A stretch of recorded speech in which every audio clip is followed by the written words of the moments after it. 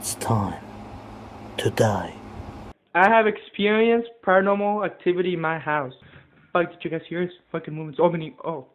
It's way too many fake niggas. I'm tired of fake niggas. Sneak dissing, but be all in my face. So I'm gonna get so much freaking dollars that you don't even know it. Ah!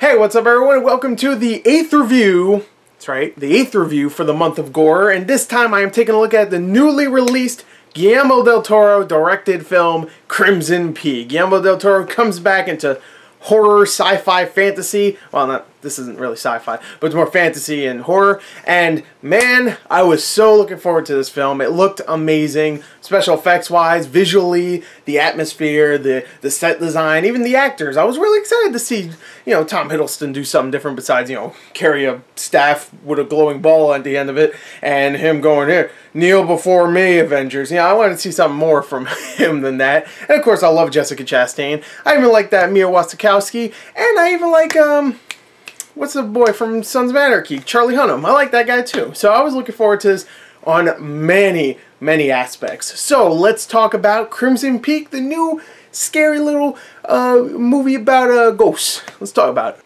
Alright, so the story for Crimson Peak follows Mia Wasikowski's character, Edith.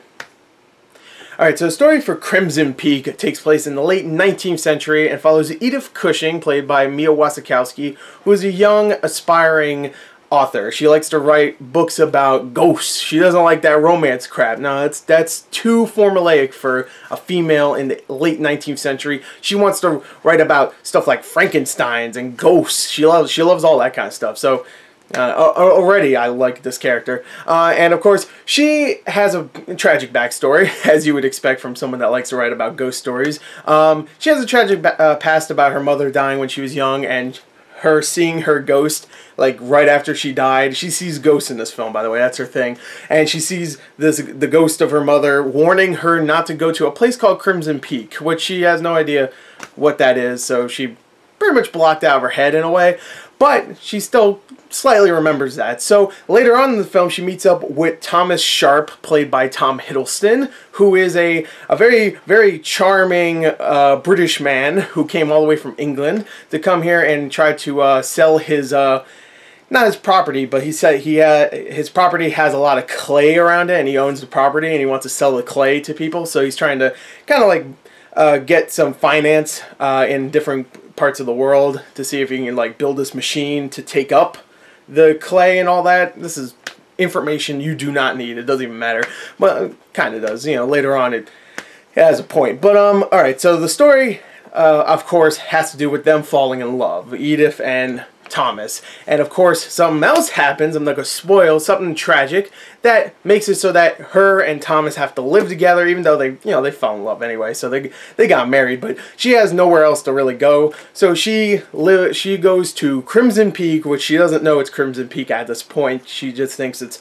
some manor or whatever. So she goes to there, and of course ghosts start bothering her, telling her to go here, go there. They're giving him, these ghosts are giving her mysterious little clues and stuff, and of course the mystery becomes more and more heinous and disturbing and creepy. And of course I forgot to mention Jessica Chastain, who plays Thomas's sister, who has a big part in the movie as well and the story. So there you go. That's the story of Crimson Peak.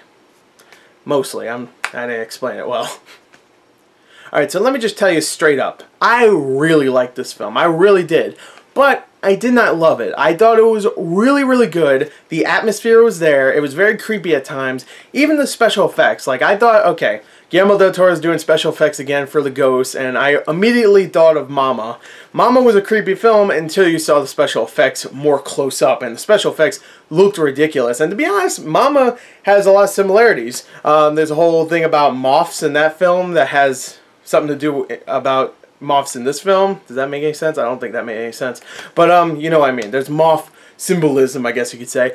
And also the special effects with Mama, the way she was designed in that film, kind of looks similar to some of the ghosts in here. Luckily, in this film, it's darker than Mama, which is surprising because Mama was really dark.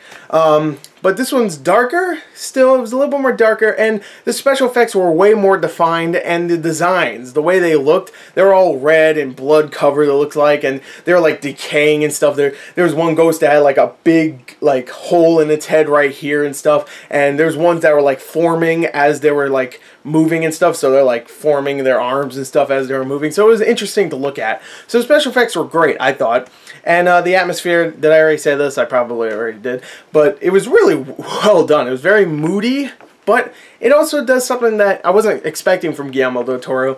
He made pretty much a period piece film, where the first half of the film isn't really that creepy. Like, most of the places that you go in the first half of the film are just typical things you would see in a period piece like this, you know. Very beautiful looking. There's a ballroom scene that looks, it's not creepy looking, it just looks like a ballroom. And for the most part, it just looks like a period piece drama at first. And then when they go to Crimson Peak, that's where it gets all creepy, and, you know, there's snow everywhere, and there's like clay rising from the ground, but it's actually, it's red colored, it's blood colored, so it looks like blood, but it's actually clay. So there's a lot of creepy stuff later on in the movie that definitely fits with Guillermo del Toro. But the first half, I was surprised that it was more period piece, like what it would look like actually in the late 19th century, which I thought they did a great job. The set pieces and all that stuff were excellent. Everything about that, like the set design was amazing. Some of the best I've seen in a very long time. Not only that, but the costumes are really well done. They look really nice. Now, I'm not a clothing person. I don't really care. Look at, this is the best piece of clothing I got.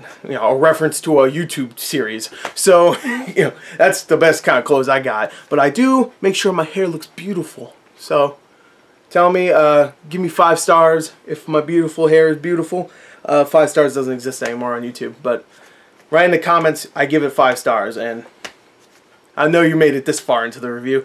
But, alright, so I really like the set design and the clothing, the costume design. I'm sure this is probably going to get some kind of a nomination, because I know the Oscars love their 19th century, you know, corsets and dresses and stuff. So this is probably going to get a nomination somewhere. So, you know, expect this to be an Academy Award nominated film, even if you don't like it. When you watch it, you'll be like, okay, maybe it should definitely deserve to be at least nominated. It looks fantastic. It really does. The special effects look great, like I said. The acting is really damn good in this film, actually, I thought. Mia Wasikowska is one of those actresses that I like, and I really like that she always picks like the non-typical roles for someone that she's beautiful, but she has an odd look to her, but she could easily be in romantic comedies or stupid bullshit horror movies that aren't like this. She could be in those kind of movies, but she decides to do stuff like Lawless and Stoker and now this. So I really like that she chooses those roles, and she's really good in this film. I don't think she's the best actress ever, but she's a really good main character that you like. You actually do enjoy watching her figure out what's going on in Crimson Peak, and you like her character, so you want to see her prevail. I think everybody else is great here. Jessica Chastain has a very creepy performance, which this isn't the first time she worked with Guillermo del Toro. Like I said, Mama, she was the main character in that. Well, she wasn't Mama, but whatever. She was great in that, and she's really good in this. She is one of the best actresses out there right now, and I've seen her a lot in recent time. Like, just saw her in The Martian. She was great in that, and here she's really good. I think she's maybe a little bit better because she had more of a character arc in this than she did in The Martian. She was just like, she was there in The Martian, and she was great, but not much of a character, I would say. And here, definitely, she is a character. She has a lot of, I'm not going to say anything, because I've been told that I spoil a lot in my reviews, so I'm just going to say she has character arcs, and she's interesting, and she has a great performance in the movie. She's great. Tom Hiddleston is great as well. He's really charming. He's really likable. You're always back and forth with him. You're like, oh, do I like this guy? Do I not? And that's a really cool thing to have in a character. Like, do I like him? Do I not? You know, like having a character that is just cemented straight up as a good guy or a bad guy isn't as interesting as someone that you're always like, is he good? Is he bad? I don't know. The movie needs to tell me, because I don't know how to feel about this character right now. And that's what I like. And he's great in this. Charlie Hunnam probably has though not the weakest role. He's really good in it, but he doesn't have much to do. He's really just like I guess the secondary love interest to Mia Wasikowska, and he's the one that's like worried about her and makes sure that she's safe and all that stuff. And he's good. He is good. He's really good in the movie, and he's likable. So I guess that's good enough for me.